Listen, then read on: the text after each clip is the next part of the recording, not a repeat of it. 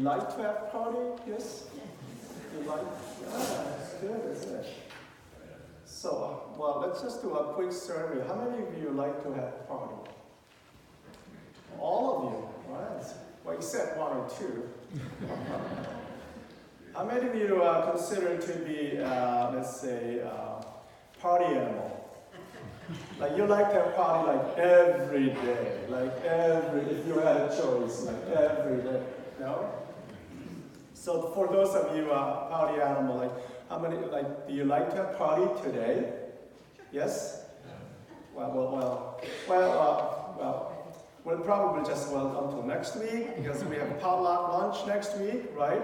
So we will just wait until next week so we can just celebrate really with a great deal of food. Like last time when we had our potluck lunch, we had just so much food. So we'll share our food together, share stories together, and also maybe what we will do on a monthly basis. Why don't we do a birthday party as well, right? Sing a happy birthday once a month for that month, whole month, and we can cut the cakes and all that, right? So that'll be great for next week. But if you're like party animal, you probably will not be able to wait until next week. So just to whet your appetite, what I will do is, any party animal here? I thought I saw one person. Tuesday is good too. So what I will do is today is just to have you to play around with your balloon today. Quiet. You're allowed to do that.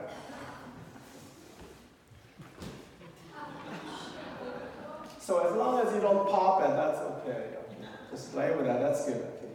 So, what kind of parties do you like to attend and you enjoy the most? Birthday parties or? What is it?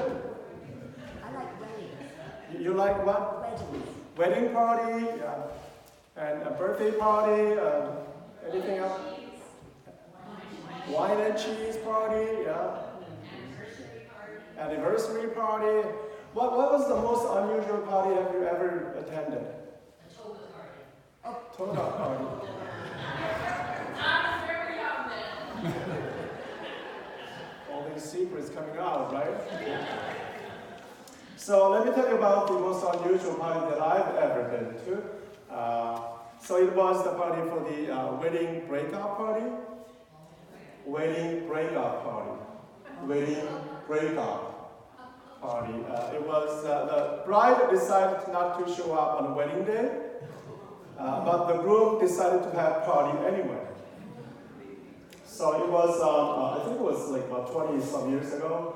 It was in New York. I happened to be there for a week, and it was in New York. And the party was actually on a cruise ship, cruising around Long Island. Have you ever been to that? Right? It was, it was a great party. It was, and about several hundred people was on it, and cruise ship, and spectacular. And I really thoroughly enjoyed the whole party. But it was kind of awkward because I was kind of tagging along with somebody that I barely knew, and who knew a friend of the groom. So it was like.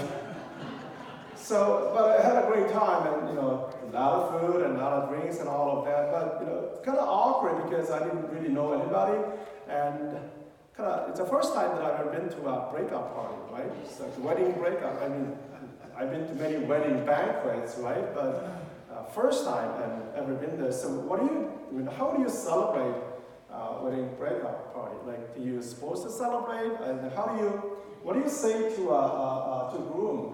What do you say? Do you congratulate him? Or was it a good thing that she didn't show up? Or was it a bad thing? Do you congratulate him or do you comfort him?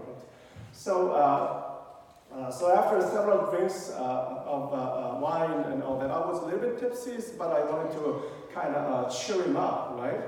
Because it was free, so I just wanted to just come over there. I think I went over there and I said something like, hey, just wanted to share him out. So I said, hey, it was a great party, okay? Hey, he says, good job. And I said something like, how are you guys? Yeah, how are you? And then I said, you know what? It's all about ending well. It's all about ending well so we can start well. So you may as well just go out with a bang, right? Hey, high five, right? And he was like, I'm looking at me and I said, who are you? Like, was like, okay, see you later, great party. So it was quite unusual. It's the most unusual party I've ever been to. Now there are more and more people are actually holding parties like that. Like here are a few other non-traditional reasons for celebration and having party.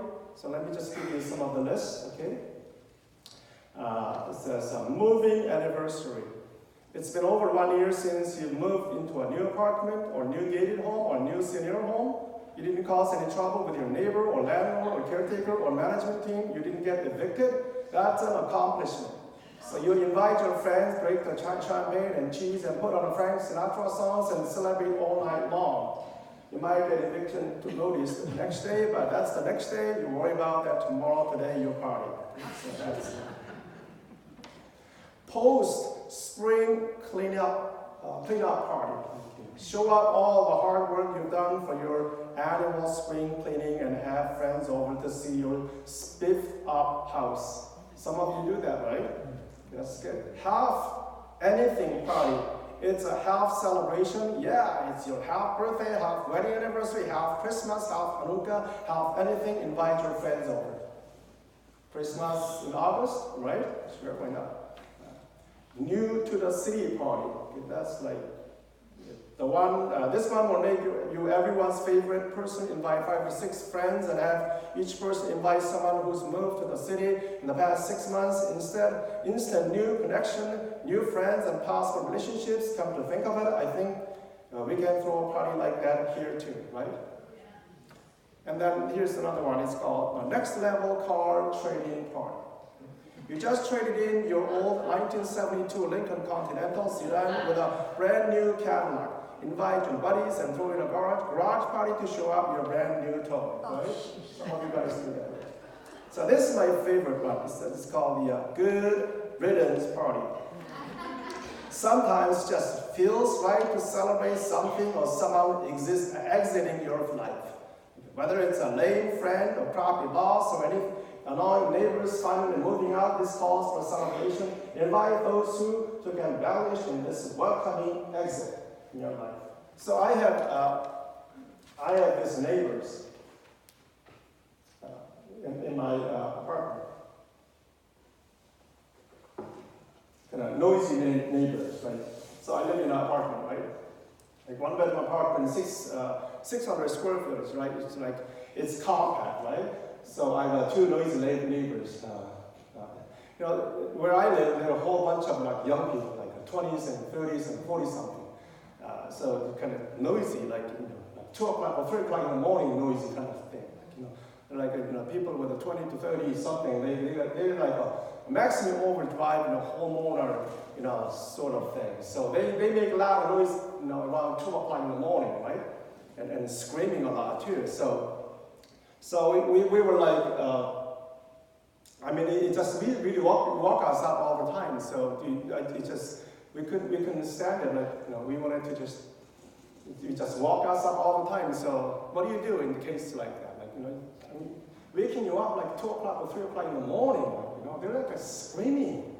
And we were like, what's happening over there? Like there's like all. So what do you do? So you report to your management, right? Your manager, right? So after we reported to our managers, like the one right beside us, one over us as well, like they're like on a consistent basis, they were doing that. So so we reported 3 times, twice to our neighbors on the right side and once to our the neighbor upstairs and like 3 o'clock in the morning, right? So that's what's been happening. So we reported back to our manager. And so after that, we haven't heard anything. It's been quiet.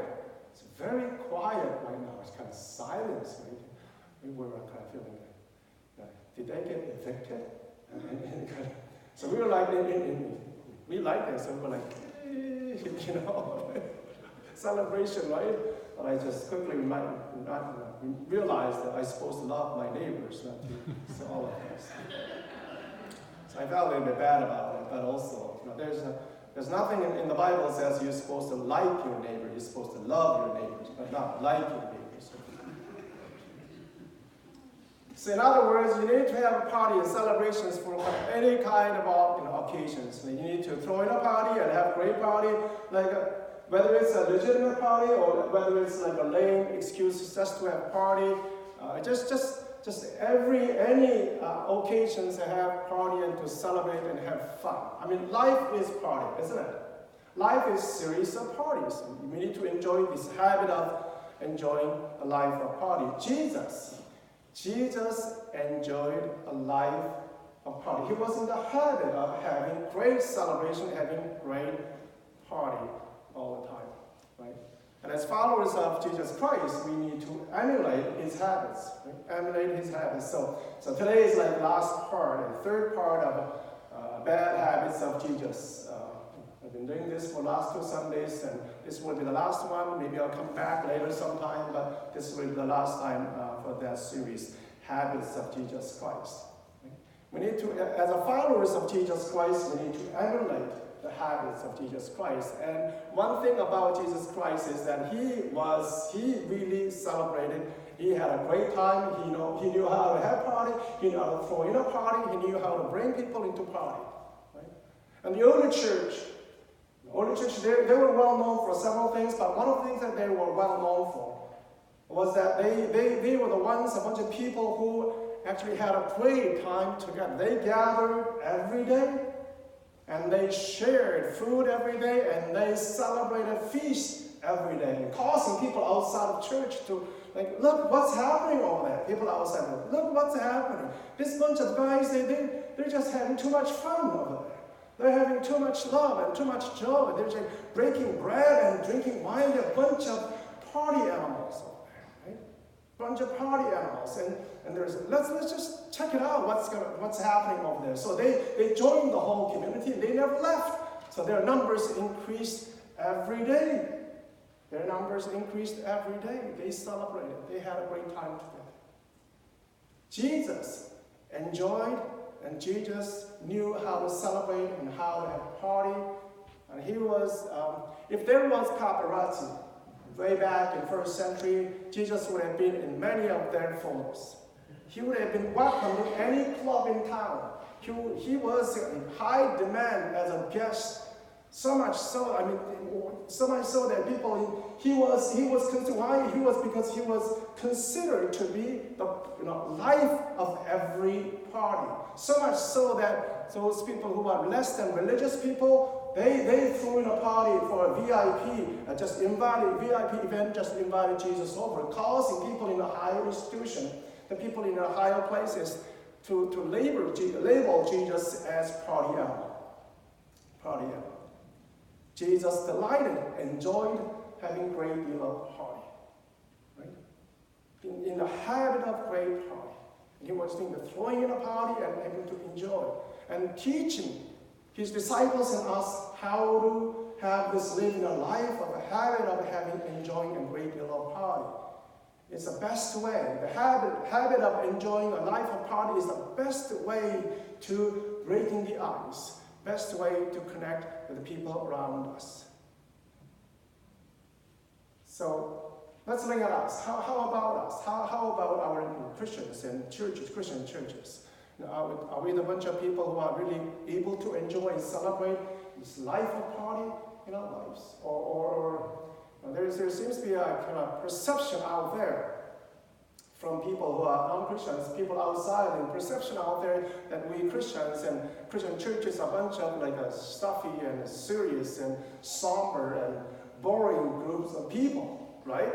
There's this kind of stereotype about Christians, like they're a boring bunch of people. They don't know how to have party and sort of things like that. I mean, and think about Jesus. The first ever miracle that he has done was to turn the water into wine, right? You all remember that, right? And the water into wine. And he didn't just make any wine, he just made a whole bunch of wine, the best of wine. Okay? He just really helped people to enjoy and celebrate. You think that he just stood there by himself and just seeing everybody enjoying and drinking wine? No, I think he probably really joined the party together and drank a little bit of wine as well. Probably got a little bit tipsy as well, right? He really enjoyed. But somehow in Christians and Christian church, we have this stereotype from outside, and even ourselves as well, that we don't know how to have party. We were like a serious, like stuffy and kind of boring bunch of people, right? But I think we need to kind of break this stereotype, right? Don't you think? I mean, look at all this ribbons and all these colorful ribbons, and we got some balloons and all of that, right? We need to do that, right? Instead of emulating Jesus' habits, and throughout many generations, we have somehow emulated, admired, and followed those serious Christian saints in the past, who were like furthest from fun. Those people who were like serious, like how they showed their faith was serious, furthest from fun. We tend to admire, we tend to follow these Christian saints more than Jesus. Like some of them were like, you know how we're talking about these people who are like further, like not the first century followers of Jesus Christ, but those people who are like 3rd and 4th century considered to be ascetics. Those people who went to the desert and places like that, and how to show their faith. So some of them did to show their faith was some of them actually ate their meals, like they never cooked their meals. So to show their faith, they never cooked them. They were the earliest vegans, right? They never cooked their meals, and some of them mixed their bread with your sand. Bread with sand, yeah. And some of them actually, to show their faith, was to get naked and sleeping in the marsh for about 6 months. Some of them they'd expose their skin to poisonous flies, and all the creatures, and some of them even slept standing up for 40 to 50 years. I mean, who does that? Yeah, these are the people that we admire. These are the saints that we tend to follow. Some of them actually did administer their self-torture all the time. Every day is self-torture. Some of them actually carried their heavy weight wherever they went. And some of them actually, they were chained to iron and bracelets. Like, who does that? Almost, but these are the people. These are the people a lot of Christians tend to emulate. How to show their faith. Think about, Francis of Assisi. You know who he is. Francis is well known for gentle nature and love of animals. But even what he did was he actually mixed ash-like salt into his meal. Yeah, for the fear of enjoying his food too much, right? Yeah, that's what they. These are the people that sometimes a lot of Christians tend to emulate, admire most. And where does it say that to be a good Christian and faithful Christians that we should not look too happy? That we should not enjoy ourselves too much? Where in the Bible, God clearly indicates that God really loves to have party and to allow us to have celebration. Of course, Jesus was well known for the man of sorrow, right? Man of sorrow, well known for that. But there's Good Friday, and there's Easter Sunday, right? Jesus showed us how to endure, how to suffer in faith, so that we don't have to go through that pain. So that we can embrace and we can accept and embrace and celebrate a new life, a new opportunity through the resurrection of Jesus Christ. We are the Easter people. Whenever we gather together as group and people together, we celebrate that resurrection, that new life and new opportunity. That resurrection, the new opportunity given us through the life of Jesus Christ, through the death and to resurrection of Jesus Christ. For that, we celebrate every day because we are the Easter people. We're able to celebrate because God in heaven is able to celebrate as well because of Jesus Christ. What has been lost has been found. What has been lost has been found. What has been dead has been risen. So that's the occasion for us to be able to celebrate every day. Good Friday points toward Easter Sunday. So that every day is Easter day for us. Every day we're able to celebrate as God in heaven celebrates for that one lost sheep, for that one lost coin, the one lost child has been found. That's what the whole parable, the parable for today's text is about. It's what's been lost has been found. And there's a great deal of fest and feast and celebration. One insignificant item, one small, something that we can forget, minor, insignificant thing. That could be, we could just leave it behind. We don't even have to worry about it. We just don't think about that. You can just forget about that for that one lost, insignificant soul. God has offered everything, even God's own Son, so that we will be able to have new life in God. New life, abundant life is possible for us. For that, we are able to celebrate and have party every day. So we can celebrate and be grateful in either good times or bad times. Even in very tragic and bad times, we're able to celebrate and able to be grateful for that because we have new life, the resurrection reality, because we are Easter people. Every day is Easter day. Every day is a new beginning. Every day is new start. Every day God has given us abundant life in Jesus Christ. That's why we can be grateful. In any occasion, we're able to celebrate every day. Every day is a day of celebration. That's why we should be able to actually have all these balloons every day, be able to bounce. Have a great deal of party. Every worship service that we have, it's like celebration. I think it would be a great time, it would be a great opportunity for us to actually extend our celebration and our gratitude by holding. I don't know whether our Knox, we have ever done block parties for neighbors. Have we ever done that? Sort of. Yeah, it would be great to actually put on block parties for all neighbors. Invite the neighbors and share food and share fun together, right? And that's what they did in the early church. They're a bunch of party animals over there.